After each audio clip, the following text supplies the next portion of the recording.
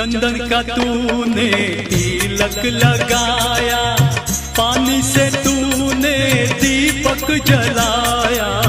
चंदन का तूने तिलक लगाया, पानी से तूने दीपक जलाया। दूर से देखा तो दीपक जला था,